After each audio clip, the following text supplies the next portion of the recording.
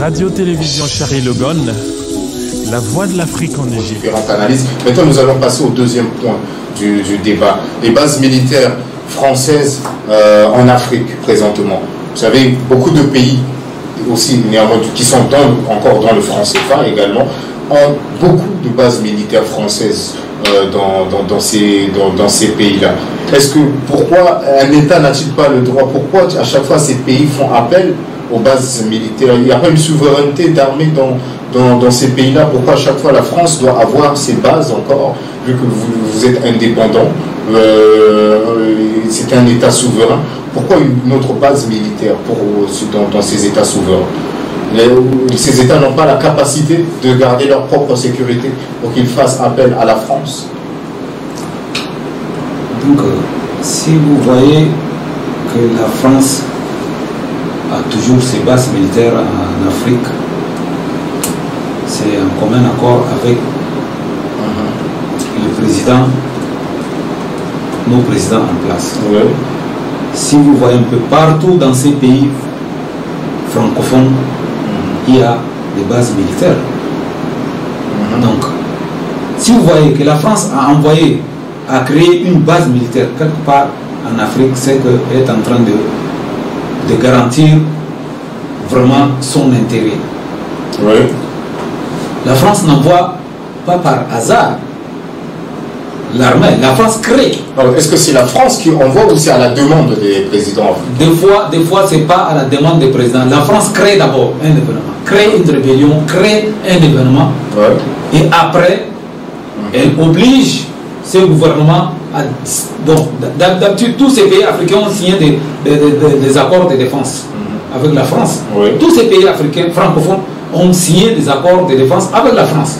Donc, naturellement, tu signes un accord de défense avec un autre pays et que ce pays est menacé, ou bien il y a une stabilité dans ces pays, la France intervient. Oui. Et naturellement, c'est la France qui crée vraiment. Non, mais si elle intervient pour le bien du peuple. Elle intervient pour le bien de la nation. Attention, pas pour le bien. Attention.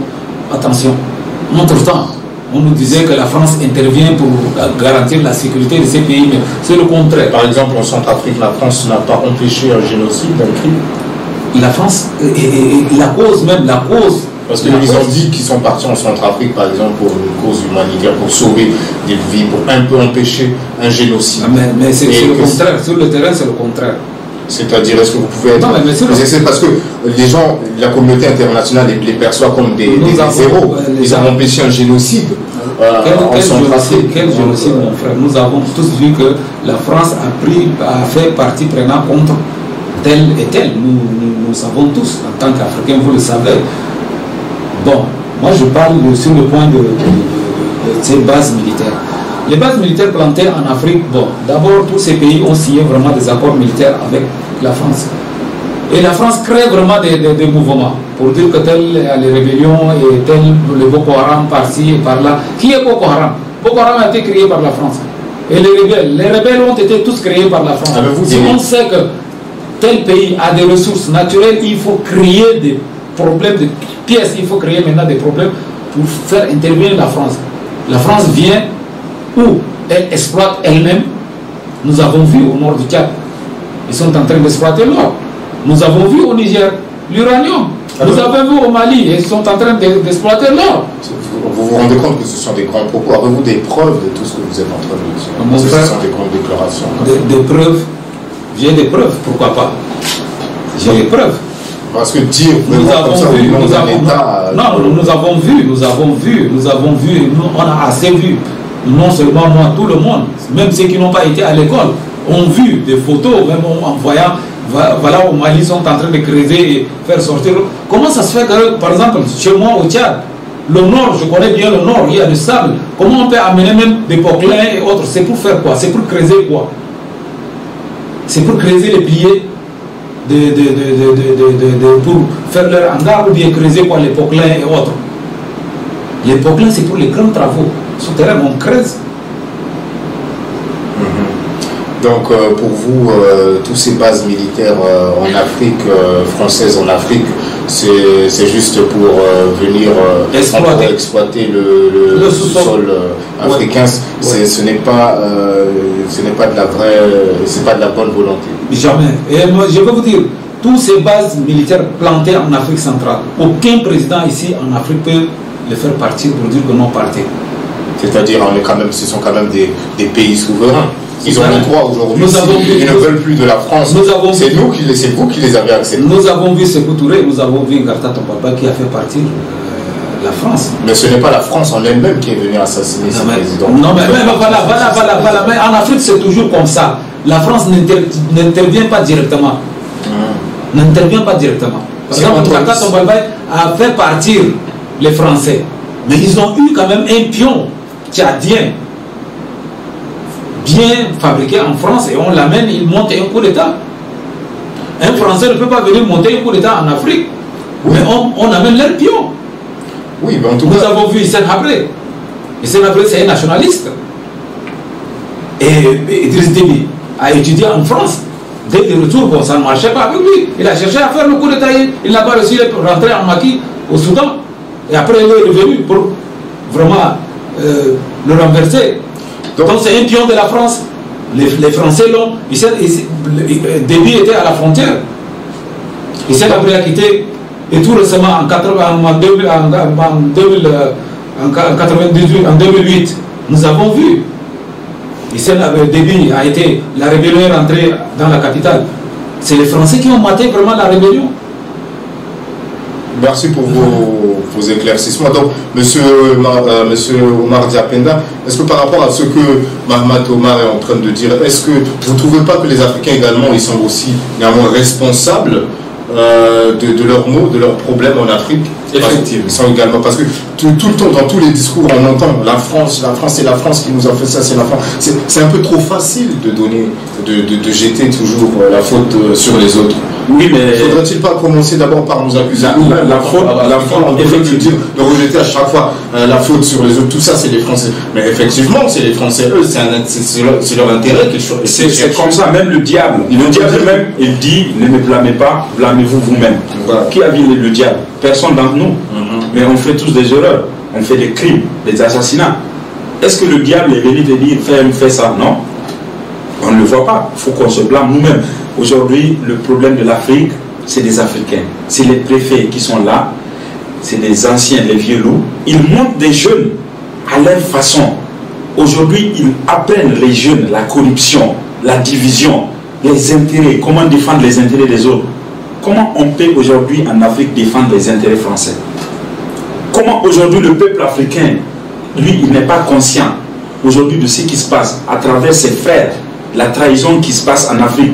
Toutes ces bases militaires que nous voyons, c'est une forme de colonisation encore moderne et plus dangereuse pour l'Afrique. Parce qu'aujourd'hui, c'est les bases militaires qui sont installées en Afrique, ils sont plus forts, si on constate, que l'armée africaine. Ils ont tout apporté avec eux. Et c'est eux qui vendent des armes à ces groupes de bandits armés de Boko Haram. Ce n'est pas du terrorisme. Il n'y a pas de terrorisme. Le terrorisme, en général, en réalité, c'est la France. C'est eux qui enseignent. C'est eux qui ont des écoles de terrorisme. C'est eux qui apprennent comment est-ce qu'on peut monter, c'est-à-dire un crime ou, je ne sais pas, un coup d'État ou quoi que ce soit. C'est la France. Donc les bandits armés de Boko Haram, ils prennent des armes, on les livre, on les ravitaille en munitions. Vous, en tant que panafricaniste, au lieu d'à chaque fois blâmer la France, au lieu d'à chaque fois crier sur la France, le devoir, ce ne sera pas d'abord de conscientiser d'abord votre propre peuple, les Africains d'abord, parce que elle, la France, c'est normal, c'est un État. Elle voit que normalement que l'intérêt, la France, elle pourrait dire très facilement, c'est pas de ma faute si tu es bête. Oui, c'est la France, c'est ça. Elle voit que là où il y a les faiblesses pour venir. Monsieur Macron, la France ne va jamais. Macron l'avait dit, je ne sais pas, je ne me rappelle pas, c'est le sommet, c'est quel sommet. Il avait dit au président africain, ils disent que le problème de l'Afrique, c'est-à-dire c'est civilisationnel. C'est-à-dire que le peuple africain n'est pas civilisé, tout simplement parce qu'il ne connaît pas ses valeurs, il ne protège pas ses origines. Et c'est Macron qui vient de le dire. Pourtant, aujourd'hui, Emmanuel Macron, moi, je peux le considérer comme le fils de mon président, moi, au Niger. Il a un fils qui a peut-être le même âge que l'autre Macron. Mais aujourd'hui, ils viennent les dire devant eux, ils les menacent, les peuples et les présidents africains. Pourtant, ce n'est pas Macron qui les élit. Ils disent que c'est le peuple, ils ont la voix du peuple. Et aujourd'hui, si les peuples les disent que c'est la France qui les avons élus au pouvoir, ils vont dire non. Ils vont dire non, non, c'est pas la France, c'est le peuple. Pourtant, nous voyons.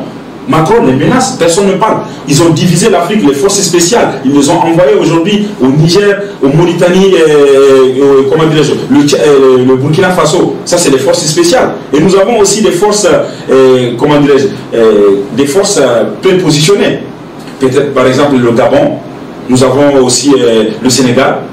Et ils ont pris le Tchad et la Centrafrique et le Mali, la Côte d'Ivoire. Ça, c'est des opérations. Vous avez vu comment ils ont partagé. Et là, ils ont pris des pays de transit. Ça, sur le Cameroun, les pays de transit. Quel transit? C'est pour déposer des armes. Des matériels pour déposer des armes, pour monter des groupes de bandits armés. Quand l'Afrique dira non à la France, ils ont déjà leurs armes à côté. Nous avons vu des bunkers, on a déterré des armes de Boko Haram. Boko Haram, toutes les marques des armes qu'ils détiennent, c'est des armes françaises et américaines. En Afrique, quel magasin fabrique des armes? Vous êtes carrément en train de sortir un lourd propos là. Donc vous êtes en train de me dire que c'est la France et les Américains qui dotent. Oui, mais si les marques, ce n'est pas des marques africaines. En Afrique, où est-ce qu'on fabrique des armes et des blindés? C'est où? Dis-moi, à part le Nigeria qui monte. Ils pourraient se procurer en les achetant comme tout. C'est pour ça qu'on vous dit, la France, elle ne vient pas tuer, mais elle intervient. Elle a une même mise sur la politique et l'armée africaine. Aujourd'hui, l'armée contribue de loin. Parce qu'elle sait que l'armée africaine n'est pas républicaine. Et la justice n'est pas indépendante en Afrique. Si la justice est indépendante, la France n'aura pas, même si elle est malade, elle n'aura pas aujourd'hui une réflexion d'intervenir dans les problèmes africains. Mais comment faire justement pour arrêter tout cela? Pour tout cela, on commence par la justice. Par le chef de la justice. C'est qui le chef de la justice? C'est les dirigeants. C'est eux qui sont aujourd'hui les garants de la justice dans chaque nation. Faudrait-il pas, effectivement, on sait que dans tous les pays qui est républicain, il y a quand même une séparation de la justice. Il y a le pouvoir judiciaire, le pouvoir exécutif. C'est pour corrompre on n'a pas besoin. Paul Kagame, par exemple, il n'a pas partagé les pouvoirs. Est-ce qu'on peut partager le pouvoir? Si on peut partager, le président n'est pas président. C'est faux. Tout ça, ça marche bien dans certains pays. Ça ne marche pas bien parce que si ça marche dans un pays bien, c'est parce que ces hommes qui sont à la tête, ils aiment leur nation. L'intérêt de leur peuple d'abord, après, ils mettent l'intérêt des autres. Mais en avant, ils protègent leur nation. Si vous voyez que ça fonctionne, c'est que c'est des patriotes, c'est des hommes qui ont une vision. Ce n'est pas des projets. Aujourd'hui, les présidents africains ont des projets. Ce n'est pas des projets qui construisent un pays. C'est une vision à long terme. La France, aujourd'hui, elle calcule sur 100 ans avant de faire quoi que ce soit. Elle calcule sur 100 ans qui va devenir le peuple français. Qu'est-ce qu'on peut... Aujourd'hui, c'est ce qu'ils cherchent pour ses petits-enfants. Ils les cherchent en Afrique pour toujours coloniser le peuple africain, soit par la politique, soit économiquement ou par l'armée. De toute façon, il faut qu'ils tiennent. Ils ont vu sans l'Afrique, ils ne seront pas là. Donc voilà pourquoi ils essaient de voir pour laisser un héritage à leurs enfants, à leurs petits-fils. Et nous, pourquoi pas nous? Pourquoi nous aussi? Il faut qu'on le sache. Il faut qu'on le sache. Il faut qu'on ait une vision. Une même vision pour l'Afrique. Ce n'est pas des projets. On n'a pas besoin de projets en Afrique. On a besoin d'une vision et du patriotisme. Donc pour vous, je comprends bien, M. Omar Diapenda, pour que l'Afrique puisse cesser de tout cela, cesser à tout cela, il faudrait une vision à long terme pour l'Afrique. C'est bien ça? Pour l'Afrique, effectivement. Et vous, Mamadou Oumar, alors comment faire, effectivement, aujourd'hui pour que l'Afrique puisse, pour que ces troupes de base militaires françaises en Afrique puissent quitter le sol africain afin de laisser les Africains libres de leurs mouvements, libres de leurs décisions? Comment faire tout cela? Comment les faire partir tous? Comment avoir une réelle indépendance? Donc, si vous trouvez que la présence des militaires en Afrique, c'est une autre forme de la colonisation, c'est le néocolonialisme. Donc, qui ne dit pas son nom, on le cache, on dit bon, c'est une relation Franc-Afrique. Le Franc-Afrique, c'est quoi? C'est le néocolonialisme. Qui ne dit pas son nom. Bon, pour que le peuple africain arrive à se débarrasser vraiment de la France, pour que la France respecte aussi les Africains, il fallait vraiment faire partir vraiment cette force de l'Afrique. Parce que moi je trouve que c'est une manière de faire pression aux Africains, au peuple africain et aux présidents africains pour dire que là, nous sommes là pour vous protéger s'il y a un cas de quelque chose, mais non. C'est une manière d'économiser encore l'Afrique, d'imposer tout ce qu'ils veulent en Afrique. Donc la seule solution, la France, tous les pays africains, là où se trouvent les bases militaires, leur présence est inutile. Il faudrait qu'ils partent chez eux, qu'ils nous laissent en paix. S'ils nous laissent en paix, nous savons l'Afrique, nous savons vraiment comment s'en sortir. Mais dans beaucoup de pays, là où on a vu que les bases militaires françaises ont quitté, on a vu par la suite que les États n'ont pas été tellement favorables que cela. Soit le pays est plongé dans la guerre, soit et après ils sont obligés de... Voilà, parce que ça c'est l'empreinte que la France a laissée. Parce que la France va laisser des empreintes pour dire que non, vous êtes nos élus. Elle ne représente pas une stabilité dans la région. Effectivement. Mais si la conscience, ce qu'on j'appelle à la conscience nationale, le panafricanisme c'est une idéologie. Donc il faut avoir cette idéologie-là à la tête, de dire que nous tous on s'entend pour faire partir la France. Et regroupons-nous, en Afrique on a ce qu'on appelle restons sous l'arbre des palabres. On reste sous l'arbre des palabres, on règle nos affaires entre Africains. Ou entre un seul pays, on sait comment faire marcher notre pays.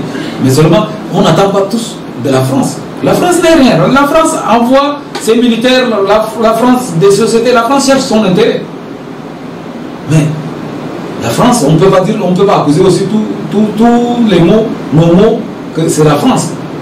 Mais on peut accuser ceux qui sont les pions de la France, ceux qui garantissent les intérêts de la France, nos présidents. Ceux-ci partent et on peut trouver un autre président dire non à la France, partez. Mais on a vu dans beaucoup de pays, comme je veux dire, après le départ de chaque troupe française, le pays tombe dans le chaos. Nous avons vu le Rwanda. Le Rwanda a réussi. Nous avons vu le Rwanda. Prenons le cas du Rwanda. Et le cas de Thomas Bay, c'est dans les années 70 et quelques. Bon, nous sommes en 2000 quelques. Les choses ont changé. Les mentalités ont changé, pas comme avant. Donc, pour vous, comment faudrait-il faire? Nos mots, c'est de faire partir d'abord les Français du territoire africain. Pour vous, coûte que coûte, pas de négociation, il faudrait que la France puisse partir avec ça. Oui, et respecter la souveraineté africaine, on ne les respecte pas. En ce moment, s'il y a quoi, on peut en discuter. Est-ce que vous serez prêt? Tant que la France est militairement en Afrique, l'Afrique n'aura jamais de paix. L'Afrique n'aura jamais de paix. Alors donc, très chers téléspectateurs, vous l'avez compris, vous l'avez écouté, ce soir, l'autre, une vision pour l'Afrique, une vision pour le peuple africain, et l'autre souhaite vraiment une éradication complète des relations avec la France, des bases militaires, sans aucune. Oui, Monsieur Omar, concernant les bases militaires françaises en Afrique, nous voyons également certainement que, nous voyons aussi que dans beaucoup de pays africains, il y a plusieurs bases militaires françaises. Pourquoi vraiment ce nombre chaque pays a vraiment besoin d'un grand nombre de bases militaires en Afrique comme ça. C'est pour mieux contrôler tout le territoire, parce qu'ils ont une armée incapable de sécuriser tout le territoire de leur État, qu'ils ont besoin de plusieurs bases étrangères sur leur sol afin de leur aider dans les logistiques pour mieux contrôler leur territoire. Moi je pense pas. C'est comme je vous l'avais dit et comme le frère l'avait dit tout à l'heure, que c'est une forme de colonisation. Tout le monde le sait. Et nous constatons aujourd'hui des présidents qui se disent les panafricains. C'était par exemple Idriss Déby, le président du Tchad. Oui. Et moi, je peux considérer avec quelques pays aussi, c'est comme s'ils ont vendu leur nation aux Français. Parce que je ne peux pas comprendre un pays comme le Tchad, qui a aujourd'hui 5 bases militaires. 5 bases militaires françaises dans la nation. On en compte 5. Celui de Sarr, voilà. Abidjan, Djamena, voilà. Largo, Faya et Soa. 5 bases. Alors qu'est-ce qu'aujourd'hui Idriss Déby et son armée, aujourd'hui, quelle contribution ils apportent aux Tchadiens. Comment est-ce qu'aujourd'hui il peut se justifier devant ses fils dignes de la nation tchadienne? C'est un grand État, c'est même plus grand que la France. C'est grand, et sans rappeler quand il était là, nous savons, moi je ne connais pas assez la politique tchadienne, mais je savais qu'avant l'armée tchadienne était vraiment le garant de la sécurité de l'Afrique de l'Ouest. Ils contrôlaient tout parce qu'ils étaient unis. C'est une armée qui n'est pas corrompue. C'est une armée qui n'est pas divisée. Et aujourd'hui, 5 bases militaires. L'armée tchadienne, elle est où? Elle est à la maison. Donc c'est la France qui contrôle le Tchad. Et si Idriss Déby aujourd'hui, nous voyons vraiment ses propos, ses interventions, soi-disant panafricains, on apprécie beaucoup. Mais les actes, les faits réels sont là. Les choses concrètes qui ne peuvent pas se justifier. Non, mais tout le monde sait que, bien sûr, effectivement, la France a beaucoup de bases militaires françaises en Afrique, mais tout le monde doit connaître les réalités de l'armée, des armées africaines. On sait qu'il manque beaucoup de logistique en termes d'appareils et tout, et on sait que le Tchad est un immense territoire où l'armée a besoin de logistique. Mais vous savez, peut-être que vous vous souvenez de la guerre entre Libye et le Tchad. Vous vous souvenez? Oui, voilà, c'est depuis 1900 combien? Ça fait depuis 1900 peut-être 74. Nous n'avons pas de logistique. On n'a même pas de balles d'acier pour tirer sur des blindés. Mais on a pu sécuriser nos nations. Il n'y avait pas de guerre. Aujourd'hui, le terrorisme, le Boko Haram est venu avec les bases militaires. C'est cette nouvelle sorte de guerre qui est née, le terrorisme, qui pousse maintenant. Ils veulent il n'y a pas de terrorisme. Il n'y a pas de terrorisme. C'est pour juste, c'est-à-dire, comment dirais-je, intoxiquer. C'est-à-dire, c'est comme de l'intox pour l'esprit du peuple africain, pour nous faire peur, nous effrayer. Dire terrorisme, c'est faux. Il n'y a pas de terrorisme dans ce monde, jamais. C'est eux les terroristes. C'est eux qui installent tout. Ils sont venus avec des armes. Ils ont distribué partout. Ils ont monté l'armée africaine contre l'armée africaine pour qu'aujourd'hui, dans chaque nation, on monte des coups d'État et puis l'armée se tue entre eux et ils ont des problèmes. On vire certaines armées, ils partent au chômage et la France les recrute encore dans la brousse pour les donner des armes, pour les monter contre celui qui... C'est quelque chose qui ne s'accorde pas. Tout le monde sait c'est quoi la réalité, la vérité. Mais personne ne veut parce qu'on ignore tous de nos origines et de ce que vraiment...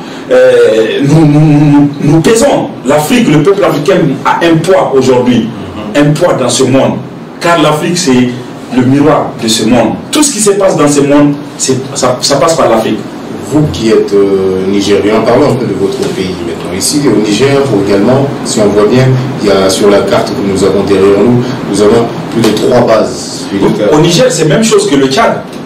Au Niger, tout a été vendu aussi. Le Niger a été vendu. Le président de la République actuelle, le dirigeant, les gouvernements, ils ont vendu la nation nigérienne aujourd'hui. Le Niger est vendu pour la France. C'est eux qui contrôlent tout. L'uranium du Niger, l'or du Niger, le pétrole du Niger. Même le pétrole, c'est parce que c'est la Chine. Et la France sait que la Chine, c'est une puissance. Ils ne veulent pas s'affronter. Si c'était un autre pays qui n'est pas la Chine, la France va mettre une pression pour qu'il y ait aussi le contrôle du pétrole du Niger. Mais il ne peut pas. Parce que les Chinois ne s'amusent pas. Eux aussi, ils défendent leurs intérêts comme les Français. Et aujourd'hui, notre nation, elle est vendue. Avant, il y avait des rébellions partout, au Tchad, au Niger, en Libye. Mais avec tout ça, les Nigériens ont pu sécuriser leur zone par le soutien de l'armée tchadienne. Effectivement. Voilà, mais aujourd'hui, ils ne peuvent pas. Une logistique apportée ils peuvent pas à l'armée tchadienne et à l'armée. C'est le même logistique aujourd'hui qui est remis à l'armée nigérienne et à l'armée tchadienne. C'est dirigé par un commandant français. Au Tchad. Et pour Niger, c'est dirigé par un commandant français. C'est eux qui donnent les messages. Mais vous devez normalement les remercier, ces Français. Donc, comment on va les remercier? Les logistiques pour contrôler nos biens. Pour contrôler nos biens, c'est des logistiques pour contrôler nos biens. C'est un logistique pour diviser le peuple, pour désarmer l'armée africaine, pour aujourd'hui ternir l'image de l'armée africaine. C'est un logistique qui est là juste pour contrôler l'Afrique. C'est pas pour apporter quelque chose. Le peuple africain a toujours défendu ses intérêts. Les rois, il y avait des empereurs africains qui ont combattu les Européens. Et les Sélassie, c'est un Africain. L'Éthiopie n'a jamais été colonisée. C'est la noblesse. Il faut savoir. Donc, si je comprends bien, ce sont des faux prétextes que l'armée française trouve dans leurs opérations en Afrique. C'est des faux. Les logistiques, on s'en fout. C'est les Noirs qui sont à la NASA. Aujourd'hui, c'est les Noirs qui sont à la NASA. Dans l'espace là, sur les satellites, c'est des Noirs qui sont là-bas. Ah bon? Eh bien oui, c'est des Noirs qui sont là-bas. C'est eux qui contrôlent tout. Comment on peut nous dire que l'Afrique a besoin de logistique? On n'a pas besoin de logistique. Nous avons des satellites chez nous. Nous avons nos origines. Notre armée a sa façon de défendre son pays, de protéger ses frontières. Donc vous êtes en train de me dire que même sans l'intervention d'une armée étrangère, sans l'intervention de la France, les Africains ont les moyens eux-mêmes de contrôler tout leur... On a toujours fait contrôler nos terres. On a toujours contrôlé nos terres. Il n'y a pas de division si ce n'est pas l'avènement de l'armée française. Pourquoi on voit dans les médias occidentaux que les armées africaines sont faibles, les armées africaines n'ont pas la capacité de sécuriser leur territoire et à chaque fois ils proposent leur aide pour venir... Effectivement, parce qu'aujourd'hui l'armée africaine elle est faible, parce qu'on la démoralise, elle est politisée. Il y a une partie qui est... On a bien vu un très bon exemple du Mali. Si la France n'était pas intervenue, les Touaregs, les gens de MNLA auraient pris Bamako en quelques secondes. Vous avez vu leur avancée. C'est ça que vous dites. Non, mais vos armées. C'est normal quand vous constatez dans une nation que les rebelles, ils ont plus d'équipement que l'État même. Comment est-ce que vous pouvez comprendre cela? L'équipement vient d'où? C'est cette raison maintenant que la France vient en coup de main. Parce que la France ne vient pas en coup de main. Vous aidez parce que si la France, tout le monde a vu dans l'actualité, lorsque le Mali a commencé ça, les MNLA du Touareg ont commencé, la rapidité de leur avancée pour prendre Bamako. Oui. Si n'aurait pas eu l'intervention de l'armée française. C'est normal quand l'armée française, quand elle intervient, tu vois pas toutes les choses, c'est calme. Pourquoi? Parce qu'il a tous les deux côtés. C'est lui qui contrôle les terroristes, c'est lui qui contrôle l'État. Donc il négocie avec l'État une somme pour leur armée.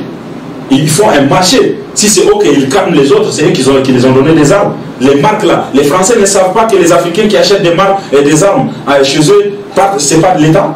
Il y a des gens qui achètent à leur propre compte, à leur organisation, et on les vend des armes en Europe. Mais ils savent que ce n'est pas des nations. Mais pourquoi ces États, par exemple, pourquoi ces États n'ont pas une armée, des équipements et tout? Où est passé tout cet argent? Oui, mais de toute façon, il ne peut pas avoir. Parce que l'armée, là, l'argent est détenu par France. C'est la France qui décide quoi les donner. Donc eux, ils ne sont pas, ils sont dirigés. C'est-à-dire que c'est des dirigeants dirigés. Ça ne peut pas se faire. Merci beaucoup pour vos éclaircissements. Passons maintenant vous, monsieur Mahmat Omar, qui nous vient. Merci, vous nous venez du Tchad. Vous avez beaucoup d'expérience parce qu'on voit ici sur la carte que dans votre pays même, il y a plus de 5 pays, il y a 5 bases militaires françaises là-bas qui assurent, qui aident l'armée tchadienne à tout contrôler son territoire. Ici quand même, est-ce que vous ne parlez, ça devrait être une bonne nouvelle pour vous, vu que vous qui êtes tchadien? Oui, une bonne nouvelle pour dire que la France est en train d'assurer notre sécurité. C'est une bonne nouvelle. Mais laissez-moi vous dire une chose. Peut-être que vous la connaissez, ou que si à moi vous êtes en train de me poser la question, mais laissez-moi vous dire une chose. Repartons en 2008.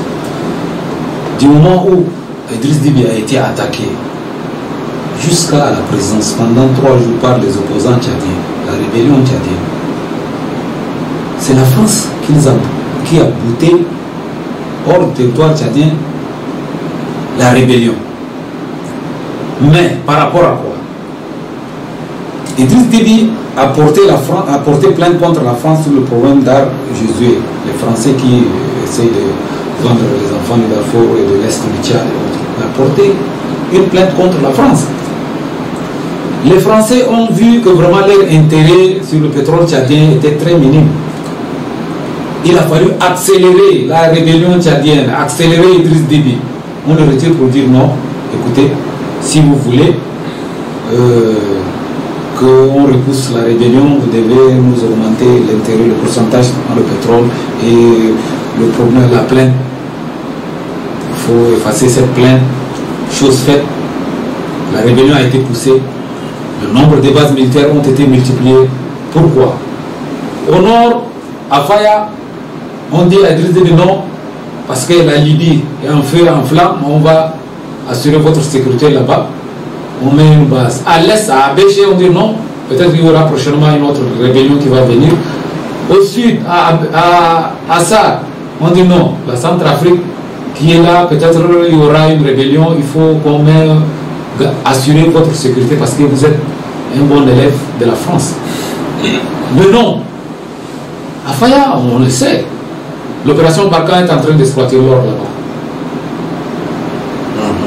Et ici, à SAR, l'opération, la base militaire de SAR est en train de coordonner des opérations à partir du sud du Tchad vers la Centrafrique. Ça, tout le monde le sait. Ça, tout le monde le sait. Et la France fait quoi? C'est une conquête, une nouvelle colonisation. Mais on utilise nos bourreaux pour dire que non, restez au pouvoir, collez-vous au pouvoir. Mais un de ces 4 matins, donnez-moi 10 ans, ou bien 20 ans après, vous n'aurez pas les forces armées nationales tchadiennes. Parce que maintenant, on a 5 bases au Tchad. 5 bases au Tchad. Donc, dans 20 ans, il y aura 20, chaque préfecture, chaque région aura une base. Et partant de là, on aura même des bataillons. Et après, même la police, la gendarmerie seront des gendarmes français et la police française au Tchad. C'est comme moi je vois. Une base, on peut dire c'est acceptable. Parce qu'il y a un accord de défense. Mais 5 bases militaires. Donc dans 10 ans, c'est que même la gendarmerie et la police vont intervenir. Et on devait même barrer ce qu'on appelle la force armée nationale tchadienne. La force armée nationale tchadienne. Voilà. Mais par rapport à ces propos, beaucoup de gens vous diront le contraire. Beaucoup de gens vous diront que la France est là-bas, elle assure la sécurité entre les frontières. Au nord, elle est en train d'aider Idriss Déby à combattre Boko Haram, dont on a vu les morts qu'il cause par jour, tous ces terroristes. Boko Haram, c'est à l'ouest du Tchad, au lac Tchad, à l'entour du lac Tchad. Mais au nord, à Faya Largeau, on dit à Déby, on pose une base militaire ici parce qu'on va contrôler le nord entre la frontière entre la Libye, parce que là-bas il y aura des insurgés et il y a une rébellion qui fait mouvement là-bas. Et ces rébellions épaulent vraiment des islamistes au dos pour dire que non, il ne faut pas qu'elle entre. Vous ne croyez pas que c'est une stabilité que la France apporte comme ça? Quelle stabilité? Si effectivement la France n'était pas là, il n'y aurait pas des. Quelle stabilité? Où est l'armée nationale tchadienne? Il n'y aura pas des attaques. Où est l'armée nationale tchadienne? La France est en train de donner un coup de main à l'armée nationale. Écoutez, si en tant que Tchadien, moi je connais ce que c'est la France. Au temps de l'opération Manta, le Tchad est en train de combattre avec la Libye. Mais ils ont divisé le Tchad par des parallèles. Et tout en laissant la Libye, les Libyens entrer jusqu'à Abéché. Pour dire que non, ça c'est le 16e parallèle, ça c'est le 15e, 14e parallèle, ne dépensez pas. Et ils sont là entre les forces libyennes et tchadiennes. Il y avait la France. Ils s'en abrissent. C'était entêtu pour traverser vraiment cette barrière et mater les Libyens, les renvoyer jusqu'à la frontière. Et donc, ils veulent vraiment faire oublier vraiment Tchadiens le nord du Tchad, autant lycée, faire endormir les Tchadiens. Et ils sont là. Bon, peut-être qu'ils vont s'entendre avec la Libye et exploiter le nord du Tchad. Et c'est leur intérêt. Et ils s'en foutent de Gaddafi ou bien ils s'en foutent de tel ou bien tel pays. Leur intérêt, même si c'est avec le diable, leur intérêt, eux, ils sont là avec toi. Il n'y a pas d'intérêt, ils sont ennemis. Donc vous souhaitez qu'aujourd'hui, toutes ces bases militaires quittent même le Tchad? Non seulement le Tchad, toute l'Afrique. Toute l'Afrique entière. L'accord de défense, on peut le faire sans base. Ouais. Je peux dire, je suis un État souverain, respecté, on peut signer des accords de défense. Tu es chez toi, je suis chez moi. En cas d'attaque d'un pays étranger, j'interviens. Mais pas absolument créer une base militaire dans notre territoire. Pourquoi le Tchad ne crée pas de base militaire en France? Parce qu'en France, il y avait des mouvements, il y avait des explosions, ainsi de suite. Pourquoi les gendarmes tchadiens n'ont pas intervenu, n'ont pas d'espérance? Ils ont que si je prends l'arme et que si je connais manipuler l'arme, tirer, c'est que j'ai l'expérience. Pas absolument que je devais utiliser vraiment les cellulaires ou bien pour dire que non. Non, on sait que maintenant c'est une guerre. La guerre, maintenant, c'est pas seulement tirer, mais les stratégies militaires. Selon vous, est-ce que les Tchadiens ont les stratégies votre président Idriss Déby, qui, qu'on le dit, souvent un panafricaniste aussi, mais qui, on s'étonne qu'il y a beaucoup de bases militaires françaises chez lui. Est-ce que vous pensez qu'il sera à la hauteur en tant que lui qui se dit chef de file des présidents africains, en dénonçant le franc CFA, en dénonçant, en coupant et sa ligne avec, s'affiche avec M. Alpha Condé de la Guinée? déterminée pour dire qu'il faut couper le cordon ombilical entre la France et les pays africains. Vous pensez qu'aujourd'hui, Déby, comme tout le monde le connaît, avec sa carrure d'un homme courageux qui a l'habitude de prendre les décisions à l'avance, est-ce que ne serait-ce pas le président un jour qui va se lever et dire non aux francs CFA, non aux bases militaires françaises? Non, jamais. Parce que Déby pense vraiment que les 5 bases militaires assurent d'abord sa sécurité à lui. Comment ça? C'est-à-dire, lui qu'on appelle le renard du désert, tout le monde a vu son armée, comment son armée glorieusement au Mali. Il a quand même une armée très réputée. Oui. Je ne peux pas dire non. L'armée tchadienne est une armée très courageuse. Oui. Mais du moment où la corruption... peur de quoi? Du moment où la corruption gangrène déjà tout, c'est pas facile. Une armée, du moment où, si cette armée suit seulement son chef, elle doit se sacrifier à n'importe quel moment.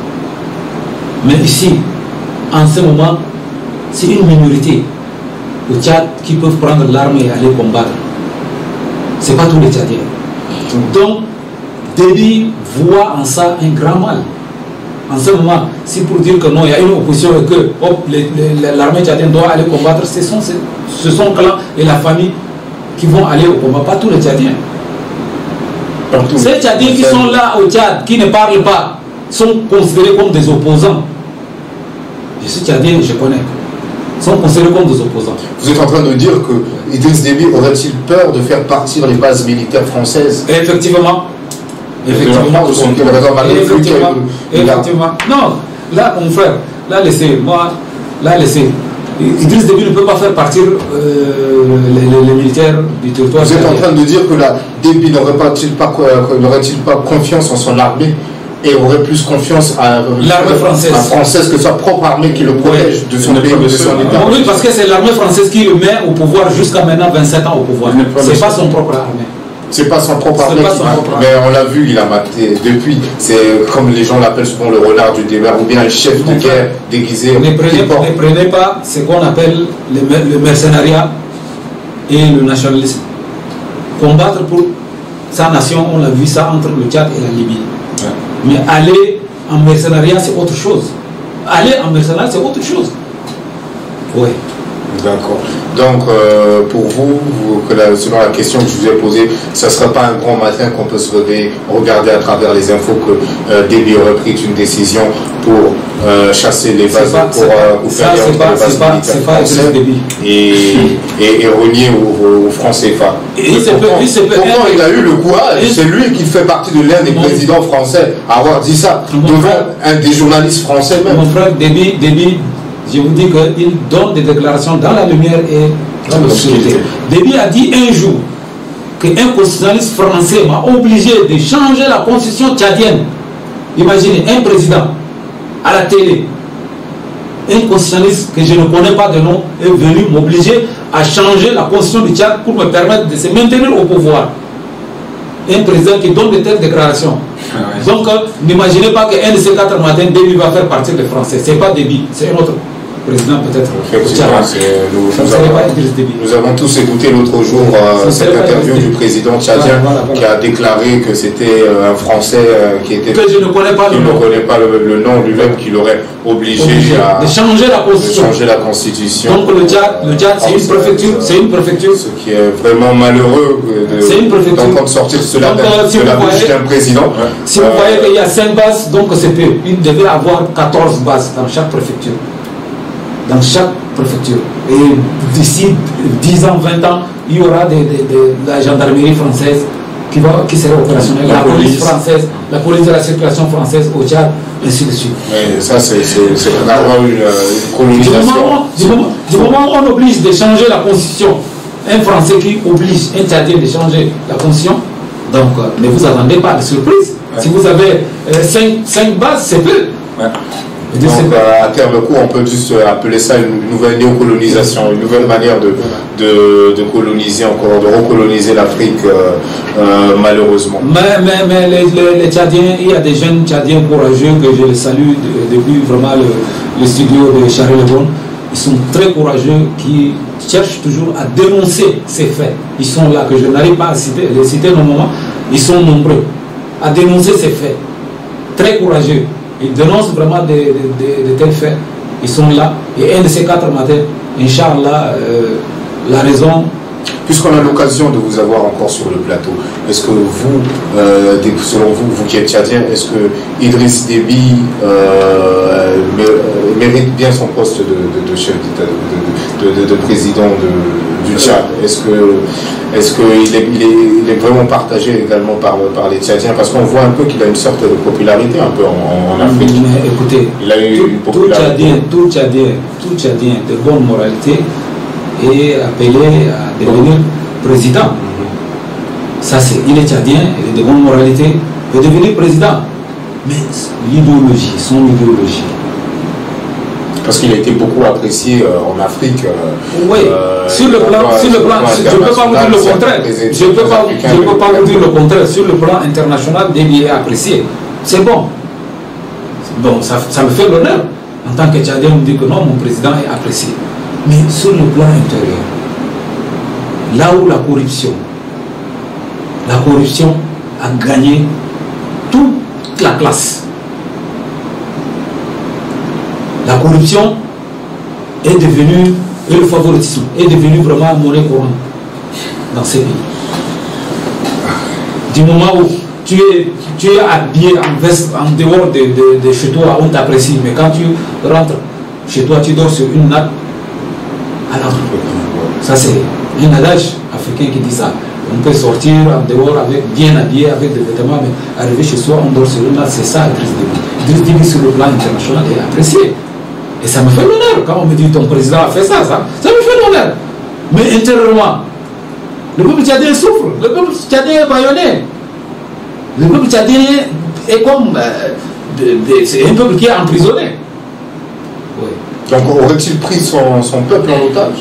C'est un peu ce que vous cherchez à me dire, si je comprends. Non, mais le peuple tchadien, moi je suis tchadien, en tant que tchadien, moi je connais, parce que le peuple tchadien est pris en otage.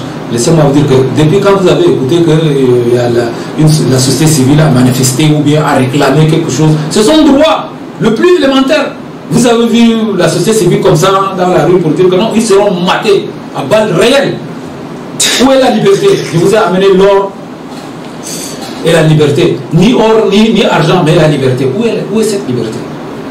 Où est cette liberté? Du moment où la société civile n'arrive même pas à réclamer son droit le plus élémentaire. Pouvons parler de la liberté? Non. Donc c'est un peuple qui est en prison. C'est vraiment des choses à revoir. En tout cas, merci beaucoup pour tous ces éclaircissements concernant votre pays, le Tchad. Et vous, monsieur Omar Zapenda, je vais vous reposer à peu près la même question, vu qu'on a toujours, on a eu l'honneur de vous recevoir ici sur ce plateau. Le Niger, d'où vous venez, est-ce que votre président Issoufou reflète-t-il sa population, reflète-t-il le niveau de vie de sa population? Est-ce qu'il est apprécié aujourd'hui, sa cote de popularité au niveau de la population? Bon, pour Issoufou Mamadou, internationalement, il est aussi apprécié comme Idriss Déby, comme le dit le frère tchadien. Et il est apprécié, mais la politique intérieure de Issoufou Mamadou au Niger, c'est vraiment nul, on peut le dire. C'est-à-dire aujourd'hui la France l'apprécie internationalement. Bon, de toute façon, moi la chose qui m'inquiète, je ne sais pas comment est-ce que vraiment on évalue ces présidents. Par quoi? Comment est-ce qu'on les apprécie? On les apprécie parce qu'ils sont des escrocs, on les apprécie parce qu'ils ont accepté d'être des assassins, on les apprécie parce qu'ils ont accepté de trahir leur peuple. Si c'est ça, on les apprécie. Mais moi je ne pense pas, c'est parce qu'ils ont bien fait dans leur nation qu'on les apprécie. Aujourd'hui, un pays où l'éducation est dans un coma, on ne sait pas, entre la vie et la mort, l'éducation qui est la base fondamentale du développement de la nation, est dans le coma, et n'en parlons pas, la santé, le secteur, c'est-à-dire l'agriculture, l'élevage et la sécurité, tout est dans le noir dans notre nation. L'économie, n'en parlons même pas. Alors comment est-ce qu'on peut dire que vraiment ce président, il a fait quelque chose pour le pays? Donc il a fait quelque chose pour la France. il est apprécié internationalement, il accepte de coopérer, de collaborer et de signer toutes les conventions de la France. Il est apprécié si c'est ça. Mais pour le peuple, jamais. Jamais pour le peuple. Parce que dans ma nation, actuellement, je vous parle du Niger, est divisé en deux.